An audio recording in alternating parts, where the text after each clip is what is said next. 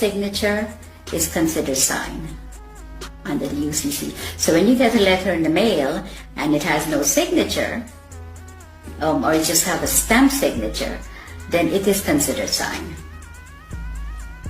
The UCC is very, very important for people to learn about what's going on with their lives, because we are on the contract law, no other law.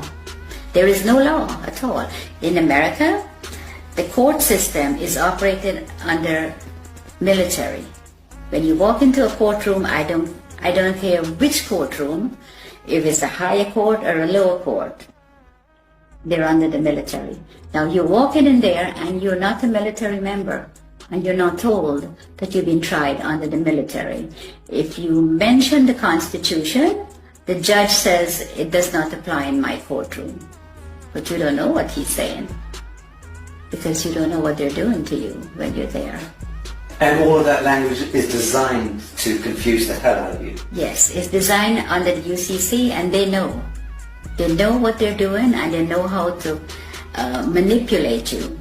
So you're saying all judges are very schooled and versed in UCC? Yes. They're taking special training schools in order to learn it? Yeah, the president appoints all the federal judges in America. And they go to Scottsdale, Arizona and Reno, Nevada to train how to apply this fraud contract in the courtroom. And in the United Kingdom? The United Kingdom, majority of the judges here in the United Kingdom are not judges. They're just doing business. They might be a retired lawyer. They're doing business as judge. And so-called judges in Malawi and in Canada? All of them, exactly the same system. They're under the UCC. Okay, try to go and discover your own birth bond, let's call it that, and you try to discover the true value. How does one go about doing that? You apply to the Federal Reserve for it. There's forms that you can fill in, and you can, once you find the bonds and the serial numbers, you can get it from the Federal Reserve because they have it. And you can then discover the value of your bond? Of course. And the average, let's say, 50-year-old in the United States would be worth what? A 50-year-old in the United States, it could be worth hundreds of millions. But one comment, if you go on the website and you put in your birth certificate number, and it comes up only one, you have hundreds of thousands of people are trading on it. Right. That's only one that you know of. I think what I'm getting at is, what do you think it would be the median value of the average 50-year-old by the time they turn 50 in the United States? What is being traded? I would say maybe $1 billion, over $1 billion. Right. Has been traded. Okay.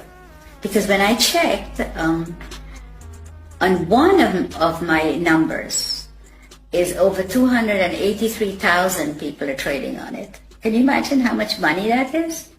So when we hear that the US has a debt of $23 trillion or whatever it is, that fictitious money was all pumped out of the air, but effectively it was discharged against the value of the people. Yes. Right, so that's where the fiction emerges. Yes. And it becomes this huge imbalance that no one quite understands. How on earth do we get that much money? They just made it up as they go along and tell us what they want to tell us. Yes, but they'll validate the making up of that money by, on paper, discharging it against the value of the citizenry. And the citizens' gold, our sovereign gold. We have gold. For every pound that if you weigh 8 pounds at birth, you have 8 pounds of gold set aside for you. Assigned to you by whom? By the Crown. In England? Yes. And in the United States? Yes. By the Treasury? Yes. And because the United States is owned by the Crown. Okay. So let's say there's 200 odd nations of the world. There's hundreds and hundreds of small island states. But there's about 200 nation states, big nation states. They are all of them a franchise of the Anglo-American Corporation. Yes. Let's call it that. Yes. And that the Anglo-American Corporation is an extension of the British Crown. Crown, yes. And the British Crown is collateralized by what, or backed by what? Gold. And by the people. The hundreds of millions of people. The British Empire has just went on the ground. It's still there. Controls the Bank of International Settlements, controls all the reserve banks around the world and so on. Right? Yes. Correct.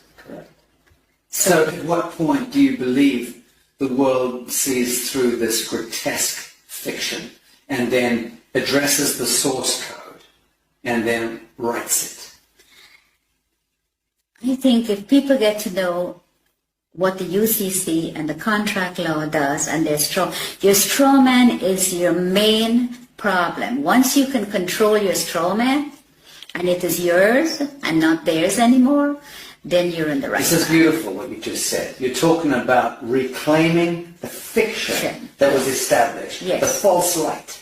Yes. Reclaiming the false light that was established in your name, Yes. given your identity, so to speak, at birth, Yes. without your Knowledge, knowledge. yes. You're talking about us needing to reclaim that false light and step into ourselves, our true selves, Yeah. as a people of the world, Yes. in order to reclaim reality from the fiction. Yes. That's powerful.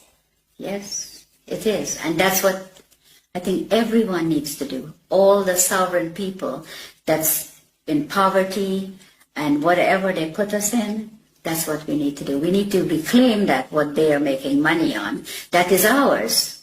Then you wouldn't have wars. You wouldn't have people fighting for money. You wouldn't have poor people. Everybody will be okay. Everybody. But they do not want you to. If you do that, that will break down their system, and they do not want that. So once you know, you need to get into it, and you need to start reclaiming your straw man. It is your